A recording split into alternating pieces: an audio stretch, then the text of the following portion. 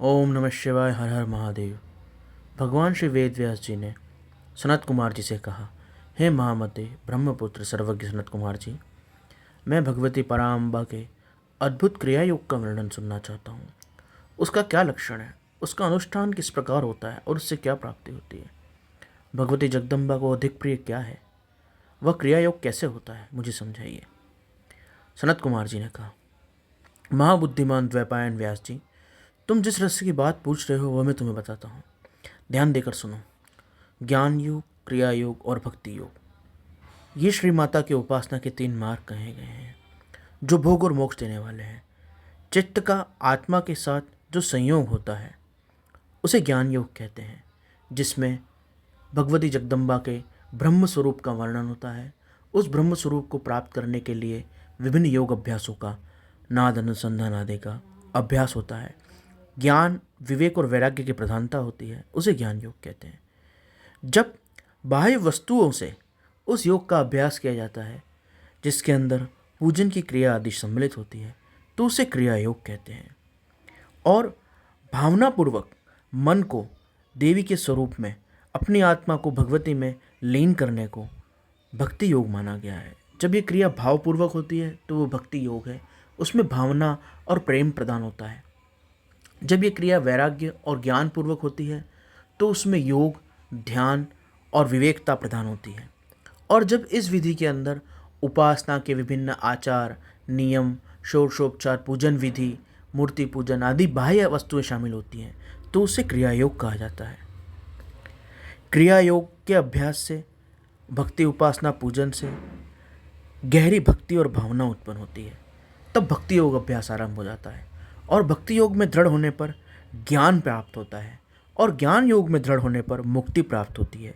ऐसा शास्त्रों में निश्चय किया गया है। मनुष्य को मोक्ष का साधन ज्ञान माना गया है, योग माना गया है, और योग का ध्येय क्रिया योग ही है। क्रिया योग द्वारा भी योग को प्राप्त किया जा सकता है। सनातन ब्रह्म माया अधिपति योग माया पराम्बा स्वयं है और वह इस माया की स्वामी है। और उनका जो माया स्वरूप है, जो अविद्या स्वरूप है, जिससे ये संपूर्ण जगत चलायमान है, उन दोनों को अभिन्न जानकर मनुष्य बंधन से मुक्त हो जाता है।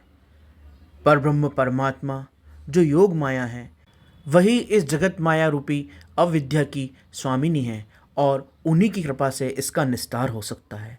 हे कालीनंदन, जो मनुष्य देवी के लिए पत्थर, लकड़ी अथवा मिट्टी की मूर्ति और मंदिर या प्रतिमा बनाता है, उसका पुण्यफल बड़ा महान है। प्रतिदिन योग का अभ्यास करने वाले को जिस पुण्य की प्राप्ति होती है, वह मंदिर निर्माण और प्रतिमा निर्माण करके माता की क्रिया योग की साधना करने वाले को, उपासना करने वाले को मिल जाता है। जो देवी के लिए मंदिर बनवाता है, वह धर्मात्मा पुरुष अपनी बीती हुई और आने वाली हजारों पीढ़ियों का उद्धार कर देता है। उसके कई जन्मों में किए हुए पाप जो थोड़े बहुत शेष रह जाते हैं, वह माता की कृपा से नष्ट हो जाते हैं। श्री माता जी का मंदिर बनाना आरंभ करते ही सारे पाप नष्ट हो जाते हैं। जिस प्रकार नदियों में गंगा, नदों में शोणभद्र, क्षमा में पृथ्वी, गहराई में समुद्र, समस्त ग्रहों में सूर्य देव विशेष हैं, उसी प्रकार देवताओं में पराम्बा श्रेष्ठ हैं। वे समस्त देवताओं मुख्य हैं। उनके लिए जो मंदिर बनवाता है वह जन्म जन्म प्रतिष्ठा पाता है। काशी, कुरुक्षेत्र, प्रयाग, पुष्कर, गंगा सागर, नैमिषारण्य, अमरकंटक, पृथ्वी, परम पुण्य में श्री पर्वत, ज्ञान पर्वत, गोकर्ण, मथुरा, अयोध्या, द्वारिका आदि सभी उत्तम प्रदेशों में अथवा जिस किसी भी प्रदेश में माँ भवानी का मंदिर बनाने वाले मनुष्य को संसार बंधन नहीं प्राप्त होता, वह संसार बंधन से मुक्त हो जाता है। मंदिर में ईंटों का जोड़ जब तक रहता है, उतने हजारों वर्षों तक वह माँ भवानी के मणिद्वीप में प्रतिष्ठित होता है। जो समस्त शुभ लक्षणों से भगवती जगदम्बा की प्रतिमा बनाता है, वह निर्भय होकर अवश्य उनके परम धाम को जाता है। शुभ ऋतु, शुभ ग्रह, शुभ नक्षत्र में देवी की मूर्ति की स्थापना करके उपासना योग का जो अभ्यास करता है वह कृतकृत्य हो जाता है। कल्प के आरंभ में लेकर अंत में जितनी उसकी कुल की पीढ़ियाँ होती हैं और जो आने वाली हैं, उन सभी पीढ़ियों का उद्धार हो जाता है। जो मनुष्य भगवती पराम्बा की शरण लेते हैं, उन्हें साधारण मनुष्य नहीं मानना चाहिए। वे साक्षात जगदम्बा देवी के गण हैं, जो चलते फिरते, सोते जागते, खड़े बैठते समय भगवती के नामों का जाप करते हैं। वो पराम्बा के ही गण हैं, वो उन्हीं के पार्षद हैं। जो नित्य नैमित्तिक कर्म में पुष्प धूप दीपों द्वारा देवी का पूजन करते हैं वह उन शिवा देवी के धाम में जाते हैं। जो प्रतिदिन गोबर मिट्टी से देवी का मंदिर लिपते हैं, उसका झाड़ू लगाते हैं, वो भी माँ भगवती के धाम में जाते हैं।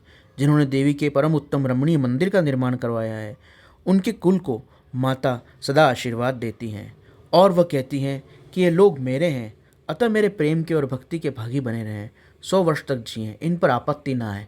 इस प्रकार माँ भगवती जगदम्बा उन्हें निरंतर आशीर्वाद देती है। जिसने भी माँ भगवती की शुभ मूर्ति का और मंदिर का निर्माण करवाया, उसके कुल की 10,000 पीढ़ियाँ सम्मानपूर्वक जगदम्बा के परम धाम मणिद्वीप में रहती हैं। महामाया की मूर्ति को स्थापित करने से, उसकी भली भांति पूजा करने से साधक जिस मनोरथ के लिए प्रार्थना और पूजा करता है वह मनोरथ अवश्य पूर्ण होता है। श्री माता की स्थापित हुई उत्तम मूर्ति को मधु मिश्रित घी से स्नान करवाना चाहिए। जो ऐसा करता है उसके फलों की कौन गणना कर सकता है, उसे महान पुण्य प्राप्त होता है। चंदन, अगर, कपूर, जटामासी, नागरमोथा आदि से युक्त जल, एक रंग की गौओं का दूध से उस परमेश्वरी को जो स्नान करके अभिषेक करता है उसे बहुत पुण्य प्राप्त होता है। इस तरह स्नान करवाने के बाद अष्टदशांग धूप के द्वारा अग्नि में आहुति दे, घृत और कपूर सहित बत्तियां बनाकर देवी की आरती उतारे। कृष्ण पक्ष की अष्टमी, नवमी, अमावस्या अथवा शुक्ल पक्ष की पंचमी, दशमी तिथि में गंध, पुष्प, धूप, दीप आदि उपचारों द्वारा जगदम्बा की विशेष पूजा करनी चाहिए। रात्रि सूक्त, श्री सूक्त, देवी सूक्त को पढ़ना चाहिए।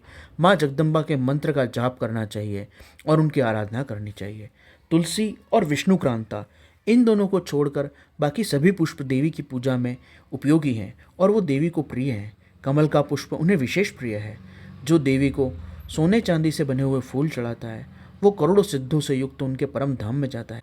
माँ भगवती पराम्बा का पूजन करने के पश्चात अपने अपराध और गलतियों के लिए क्षमा प्रार्थना करनी चाहिए। हे जगत को आनंद देने वाले जगदम्बा परमेश्वरी, आप हम पर प्रसन्न हो। इस प्रकार वाक्यों द्वारा, स्तुति मंत्र पाठ द्वारा देवी के भजन में लगा रहे और उनका उपासना करें, उनका ध्यान करें। देवी सिंह पर सवार हैं, उनके हाथों में अभय वर की मुद्राएं हैं, वे भक्तों को अभिष्ट फल प्रदान करने वाली हैं। इस प्रकार महेश्वरी देवी का ध्यान करके उन्हें नैवेद्य के रूप में पके हुए फल आदि अर्पित करें। जो जगदम्बा को अर्पित किए हुए प्रसाद को भक्षण करता है, प्राप्त करता है, उस मनुष्य के पाप पंख धुल जाते हैं, वह निर्मल हो जाता है। चैत्र शुक्ल तृतीया को भवानी की प्रसन्नता के लिए जो व्रत करता है वह जन्म मरण से मुक्त होता है, परम पद प्राप्त करता है। तृतीया तिथि को भवानी और शिव की प्रसन्नता के लिए जो शंकर से जगदम्बा की पूजन करते हैं उन्हें बहुत पुण्य प्राप्त होता है। फूल, कुमकुम, वस्त्र, कपूर, अगर, चंदन, धूप, दीप, नैवेद्य, पुष्पहार, गंध, अक्षत आदि द्रव्यों से शिव सहित सर्व कल्याणकारी महामहेश्वरी जगदम्बा श्री गौरी देवी का पूजन करें। उन्हें झूले में झुलाएं।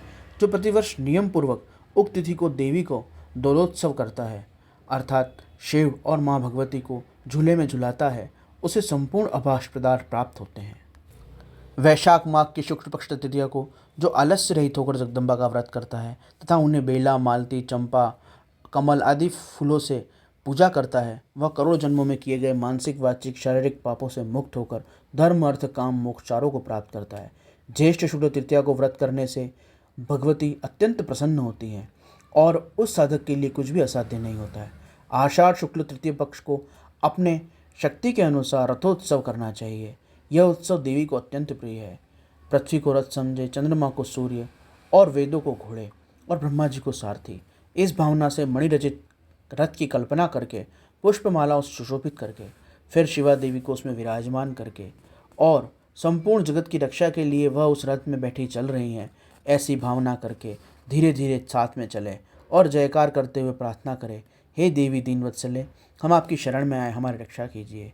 पाहि देवी जननाम स्मान प्रपन्नान दीनवत्सले, इन मंत्रों द्वारा स्तुति करें, देवी को संतुष्ट करें।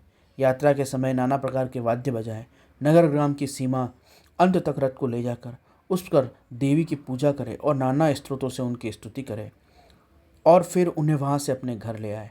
सैकड़ों बार प्रणाम करके जगदम्बा से प्रार्थना करें। जो विद्वान इस प्रकार देवी का पूजन, व्रत, रथ उत्सव करता है वह संपूर्ण भोगों को प्राप्त करके देवी के धाम को जाता है। श्रावण और भाद्रपद माह की शुक्ल तृतीया को जो भी विधि पूर्वक जगदम्बा का व्रत और पूजन करता है वह इस लोक में पुत्र, पौत्र, धन आदि भोग कर अंत में सब लोगों से ऊपर विराजमान जगदम्बा भवानी के लोक में जाता है। अश्विन मास के शुक्ल पक्ष में नवरात्र अनुष्ठान करना चाहिए। उसके करने पर संपूर्ण कामनाएं सिद्ध हो जाती हैं, इसमें संशय नहीं। इस नवरात्र व्रत के प्रभाव का वर्णन करने में ब्रह्मा, पंचानन, महादेव, षडानन भी समर्थ नहीं है, फिर और कौन कर सकता है। मुने, श्रेष्ठ नवरात्र का व्रत का अनुष्ठान करके वीरथ के पुत्र राजा सूरत ने अपने खोए हुए राज्य को प्राप्त किया। अयोध्या के बुद्धिमान राजा ध्रुव संधि कुमार ने नवरात्र के प्रभाव से ही राज्य प्राप्त किया था, जो पहले उनके हाथ से छिन गया था। इस व्रत राज का अनुष्ठान और महेश्वरी की आराधना करके समाधि वैश्य ने संसार बंधन से मुक्त प्राप्ति की थी। जो मनुष्य अश्विन मास के शुक्ल पक्ष में विधिपूर्वक व्रत करके तृतीया, पंचमी, सप्तमी, अष्टमी, नवमी और चतुर्दशी तिथियों को देवी का पूजन करता है, वह देवी शिवा के निरंतर संपूर्ण अभिष्ट प्रदान करने वाली कृपा को प्राप्त करता है। जो मनुष्य कार्तिक, मार्गशीर्ष, पौष मास में फाल्गुन के शुक्ल पक्ष में तृतीया को व्रत करता है तथा लाल कनेर आदि के फूलों से सुगंधित धूप से मंगलमय देवी की पूजा करता है, वह संपूर्ण मंगल को प्राप्त करता है। स्त्रियों को अपने सौभाग्य प्राप्ति व रक्षा के लिए सदा इस व्रत को करना चाहिए। पुरुषों को भी विद्या, धन और पुत्र की प्राप्ति के लिए इसका अनुष्ठान करना चाहिए। इसके सिवाय भगवती पराम्बा को प्रिय लगने वाले जो भी उमा महेश्वर आदि व्रत हैं, उन्हें मुमुक्षु पुरुष को भक्तिभावपूर्वक करना चाहिए। यह उमा संहिता परम पुण्यमयी है, यह शिव भक्ति को बढ़ाने वाली है। इसमें नाना उपाख्यान है। यह कल्याणमयी संहिता भोग और मोक्ष प्रदान करने वाली है। जो भक्तिभाव से उमा संहिता को सुनता है अथवा एकाग्रचित होकर पढ़ता है, वह परम गति प्राप्त होता है। जिस घर में यह उमा संहिता सुंदर अक्षरों में लिखी गई होती है और पूजित होती है, वहाँ संपूर्ण अभिष्ट प्राप्त होते हैं। उस घर में भूत, प्रेत, पिशाच आदि दुष्टों का कभी भय नहीं होता। वह पुत्र, पौत्र आदि संपत्ति को अवश्य पाता है, इसमें संशय नहीं। अतः जिस साधक को भी भगवती पराम्बा की भक्ति चाहिए, उस पुरुष को सदा इस उमा संहिता का पाठ करना चाहिए।